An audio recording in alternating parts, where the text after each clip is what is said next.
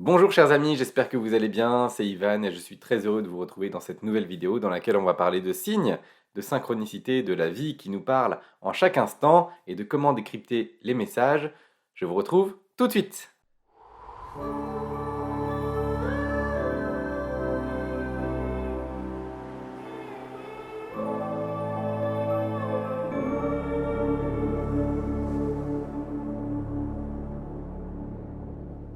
Il vous est sans doute déjà arrivé d'avoir des signes de l'univers, des coïncidences, d'avoir des événements dans votre vie, des choses qui peuvent paraître banales pour d'autres personnes, mais que vous avez su interpréter comme une réponse à une question que vous avez posée, ou alors à un problème que vous rencontriez à ce moment-là de votre vie.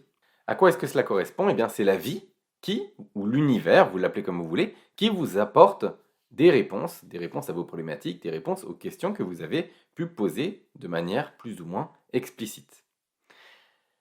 Et ce qu'il faut comprendre, et ça c'est pas moi qui le dis, ça existe dans des textes spirituels depuis des milliers d'années, la vie nous parle en permanence. Et en permanence, il y a de l'information qui est là pour nous aider, pour nous aider à choisir le bon chemin, pour répondre aux questions que l'on peut se poser, que ce soit de manière, que ce soit des questions qu'on pose de manière explicite, ou alors des questions qui sont là dans notre tête, mais qu'on n'a pas mais qu'on n'a pas forcément bien explicité ou bien exprimé. Il y a toute cette information qui est là et qui est captable à tout moment. Et j'ai envie de dire, c'est même pas qui est captable, c'est la vie nous les envoie ces messages. Elle nous envoie ces messages, elle nous envoie cette information qui est là pour nous aider. Et alors pourquoi on a l'impression d'avoir un signe de temps en temps, de vivre une synchronicité tous les 36 du mois? La question, c'est pas à quelle fréquence est-ce que ces signes se passent, puisque ces signes, on les a en permanence. C'est comment est-ce qu'on peut faire en sorte de s'ouvrir plus facilement pour capter ces signes et pour rencontrer, entre guillemets, ces synchronicités, mais de manière consciente. Quand j'ai fait mon initiation chamanique, à un moment dans le programme, on a fait de la divination. En fait, je savais même pas ce que ça voulait dire. C'est simplement, on a pris une pierre, un caillou qu'on avait trouvé dans la nature, un gros caillou. Et puis, alors on a fait tout un rituel chamanique pour entrer voilà, pour se mettre en condition. Et le but, c'était de lire dans cette pierre des informations pour les autres personnes qui étaient là. Donc on faisait ça en groupe, on a fait ça pour plusieurs personnes.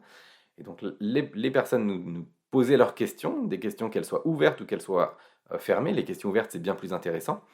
Et la personne, par exemple, me demandait, OK, quel est l'environnement dans lequel je me sentirais le mieux pour pouvoir créer, pour pouvoir être épanoui, etc. Et on lisait la réponse dans le caillou. Moi qui suis un sceptique de nature, alors j'ai fait ça, les réponses étaient complètement pertinentes, j'ai vu que ça marchait, et je me suis dit, OK, qu'est-ce qu'il a ce caillou? Pourquoi ce caillou? Donc au début, je commençais à regarder le caillou comme l'objet qui allait donner les réponses. Et en fait, pas du tout. Le caillou, c'est un objet dans lequel on peut lire des choses. Pourquoi? Et après, je me suis posé la question, ok, quel est le dénominateur commun entre ça, entre une boule de cristal et entre un soin énergétique, par exemple, hein, quand je fais des soins énergétiques, eh bien, je me suis aperçu que le dénominateur commun à tout ça, c'est la présence. Quand on est dans un état de présence, c'est-à-dire qu'on est suffisamment concentré, qu'on a toute son attention et qu'on met toute son intention vers quelque chose, alors il se produit des miracles. Alors on obtient des réponses à ces questions, alors on peut euh, créer et matérialiser des choses que l'on souhaite. Par exemple, dans le cadre de soins énergétiques que je fais quotidiennement. C'est comme ça que ça marche.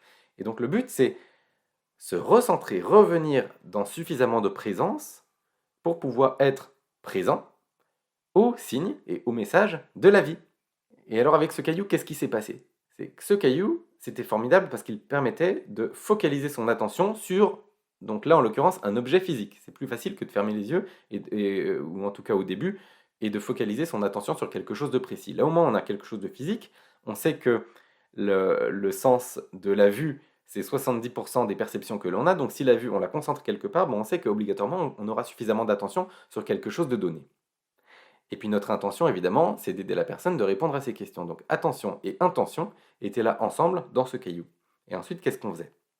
On regardait ce caillou dans cet état de présence qui avait été induit par les cérémonies chamaniques qu'on avait faites avant, donc on était dans un niveau de conscience qui était plus élevé. Et ensuite, eh bien, on parcourait ce caillou, on regardait, on était attentif à tout ce qui pouvait se passer, à tout ce qu'on pouvait voir. Et puis là, on apercevait une petite aspérité, un petit défaut, un petit trait, un petit signe. Et automatiquement, dans cet état de présence, on savait interpréter ces aspérités, ces déformations, ces petites choses sur le caillou, comme étant des réponses. Ah bah tiens, là finalement, ça m'évoque une rivière, ah bah, la proximité de l'eau pour toi, ce serait bien dans ton environnement. Et ça faisait complètement sens. En fait, toutes les réponses qu'on apportait faisaient sens, et donc c'était des choses qui étaient justes. Ok? Mais la seule différence entre regarder un caillou comme ça et puis pouvoir lire grossièrement des choses et obtenir des réponses qui sont fines, c'est l'état de présence. L'état de présence dans lequel on est quand on va, donc là dans cet exemple, hein, quand on va lire des réponses. Mais d'une manière générale, dans la vie, c'est exactement la même chose. Si on arrive à vivre dans un état où il y a suffisamment de présence, à ce moment-là, tout ce qu'on fait, tout ce qu'on dit, au moment où on le fait, au moment où on le dit, ça fait sens et c'est juste. Et c'est ça que je voulais vous dire, et c'est ça qui est vraiment super important, c'est le, les signes. La vie nous parle en permanence pour s'ouvrir à ça. Le seul moyen, le moyen le plus direct et qui est le dénominateur commun à toute la spiritualité, c'est la présence. Revenir dans suffisamment de présence. Vous avez probablement déjà lu Le pouvoir du moment présent d'Eckhart Tolle. Si vous ne l'avez pas lu, je vous conseille de le lire. C'est une vraie perle. C'est un des premiers livres de spiritualité que j'ai lu et qui m'a énormément touché. Le seul message là-dedans, c'est cet état de présence. Ça permet notre bonheur et ça permet d'avoir une conscience qui est très élevée. Et dans cette conscience très élevée, eh bien, on sait et on fait automatiquement tout ce qui est juste. Et, et c'est une conséquence, en fait, que d'avoir des réponses à toutes les questions qu'on se pose, les questions justes, parce qu'en fait, ça va couler de source dans la présence. Et maintenant, la question, c'est comment faire pour vivre dans un état de présence plus accru, dans davantage de présence.